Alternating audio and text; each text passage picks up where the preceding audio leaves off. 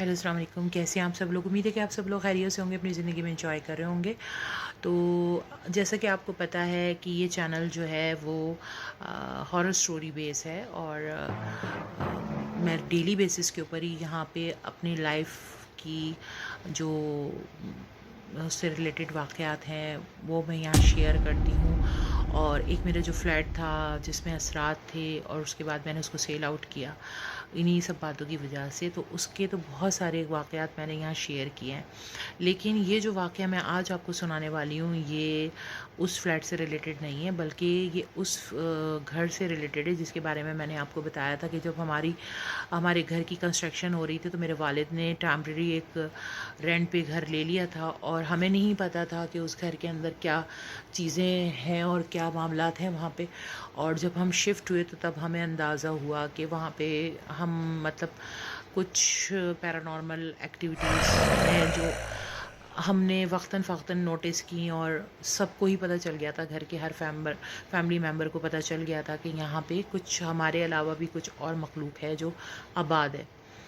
तो ऐसे ही वो घर काफ़ी बड़ा था और उस घर के जो कमरे थे उसके बाद जो है एक छोटा सा पैसेज था और उस पैसेज के बाद एक किचन था। और उस किचन में किसी ने मेरा ख़्याल है कोई विंडो एसी लगाया होगा, तो उसमें एक मतलब एक वो था रोशनदान टाइप का था जिसको मतलब थोड़ा सा उन्होंने कुछ मतलब हार्डबोर्ड वगैरह लगाकर बंद कर दिया था। तो वो किचन के अंदर से मतलब रोशनदान था वो उसकी एंट्रेंस थी हम मेरी अम्मी का जो बेडरूम था उसके अंदर। तो उस जगह पे मतलब वैसे तो कोई चीज़ नज़र नहीं आती थी, लेकिन कभी-कभी बहुत पुरस्रार किस्म की आवाज़ें उस रोशनदान की साइड से हमें सुनने को मिलती थी। और चूँकि मेरी अम्मी बड़ी सख्त थी मतलब खाना बनाने और सफाई-सुथराई के मामले में, और हमारी मतलब परवरिश में वो ये चाहती थी कि हम सब चीज़ें सीखें जिसमें कुकिंग करना, रोटी बनाना और जो है बहुत सारी चीज़ें जो मतलब कुकिंग से रिलेटेड हों, किचन का जो काम है वो हम मतलब सीखें। क्योंकि उनके बकौल कि जी आप शादी होके जब घर जाएँगे अगले, तो आपको सारे काम आने चाहिए। तो मेरी रिस्पॉन्सिबिलिटी थी कि मैं चाहे थोड़ी रोटियां बनाऊं लेकिन रात की रोटियां मुझे बनानी होती थी। और वो टाइम ऐसा होता था कि मतलब उस वक्त ड्रामा वगैरह आ रहा होता था तो सब लोग ड्रामा देख रहे होते थे और मुझे ऐसा कोई इंटरेस्ट नहीं था ड्रामा वगैरह से टीवी से। तो मैं प्रेफर करती थी कि उस टाइम को जो है वो कुकिंग में यूटिलाइज़ कर लिया जाए। तो मैं अमूमन उस टाइम पे रोटियां बना रही होती थी। तो चूँकि सारे लोग मतलब उसमें उनकी जो इंटरेस्ट था वो तो ड्रामों के अंदर था, सारा घर बैठ के ड्रामा देख रहा होता था और मैं जो है वो उस वक्त कुकिंग कर रही होती थी, किचन में लगी हुई होती थी। और जो सस्पिशियस इतना ज़्यादा किचन जो था हमारा बहुत ज़्यादा वो था, सस्पिशियस था। तो मैं वहाँ पे जब भी रोटी बनाती थी तो मुझे बिल्कुल ऐसा फ़ील होता था कि जैसे मेरे पीछे आके कोई मतलब एकदम से आके खड़ा हुआ, और मतलब जैसे होता है ना कि कोई भाई आप पीछे से यूँ झांक के देखते हैं कि कौन क्या कर रहा है, कुकिंग क्या पका रहा है, क्या बना रहा है। और वो चूँकि उसका सेटअप इस तरह का था कि जैसे दरवाज़ा पीछे था और चूल्हे जो थे वो इस साइड पे सामने की साइड पे लगे हुए थे कि जब आप कुकिंग करते थे तो दरवाजे की तरफ आपकी कमर होती थी। तो आने वाले का अंदाज़ा नहीं होता था कि कौन किस वक्त किचन के अंदर एंटर हो गया। तो अक्सर ऐसा होता था, मेरा भाई भी कुकिंग में जब मैं रोटियां बना रही होती थी तो उसको भूख लग रही होती थी, वो कहता था मुझे पहले रोटी दे दो, और वो अक्सर आ जाता था मांगने के लिए। तो बाज़ दफ़ा ऐसा होता था कि मैं खड़ी हुई मतलब रोटी बना रही हूँ और मुझे फ़ील हुआ कि जैसे मेरा भाई आगे पीछे खड़ा हुआ है और वो मतलब इतना तुलगोसुओं की झाँक के देख रहा है, मुझे उसका शैडो तक महसूस होता था। और जब मैं पीछे मुड़ के देखती थी तो वो नहीं होता था और मैं आवाज़ दे के कहती थी कि क्या ये तुम हो? तो वो कहता था नहीं मैं नहीं हूँ, मैं तो ड्रामा देख रहा हूँ। तो मतलब इतनी ज़्यादा एक्टिविटी वहाँ पे इस किस्म की थी। अच्छा, उस दौर में ना मुझे बड़ा मतलब पेट्स पालने का बड़ा शौक़ था और मेरी कोशिश होती थी कि कोई ना कोई चीज़ हमारे घर के अंदर हो जिसको हम मतलब उस पे अपना टाइम वहाँ पे भी थोड़ा स्पेंड करें। के उनकी केयर करना, उनको खिलाना पिलाना, तो कोई ना कोई चीज़ हमारे घर में होती थी। तो मेरे वालिद उस दिनों में बत्तख के बच्चे लेकर आए थे जो बहुत ही क्यूट थे, और हमारे पास एक टब था, हम उसके अंदर उन बत्तख के बच्चों को छोड़ देते थे, वो स्विमिंग करते थे और हमें बड़ा अच्छा लगता था। और वो इतने क्यूट होते थे कि हमारा दिल ही नहीं भरता था उनको देखने से, और हमें इतना इन्जॉयमेंट मतलब लगती थी।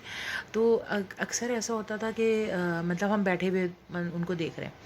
अच्छा, अचानक ऐसा हुआ, मतलब काफ़ी मतलब जैसे सब बैठे हुए देख रहे हैं और फिर उसके बाद कोई ना कोई काम के लिए चला गया, इधर उधर चला गया, मैं रह गई। मैंने इधर से जैसे मुंह घुमाया और पीछे पलट के देखा तो पता चला एक दर्जन में से 11 रह गए बच्चे, और कभी जो है वो 10 रह गए, 8 रह गए, 9 रह गए। मतलब इस तरह से उनकी तादाद कम होती गई और पता ही नहीं चला कि वो बच्चे गए कहाँ।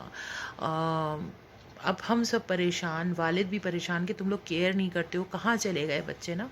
और घर से बाहर जाने का कोई ऐसा, तो कोई बाहर से मतलब बाहर जाने का कोई ऐसा रास्ता ही नहीं था कि मतलब कोई चीज़ किसी भी तरीके से गायब हो जाए। तो हम परेशान, कि समझ में नहीं आता था हमारे कि वो बत्तख के बच्चे गायब कहाँ हो रहे हैं। और होते होते एक रह गया।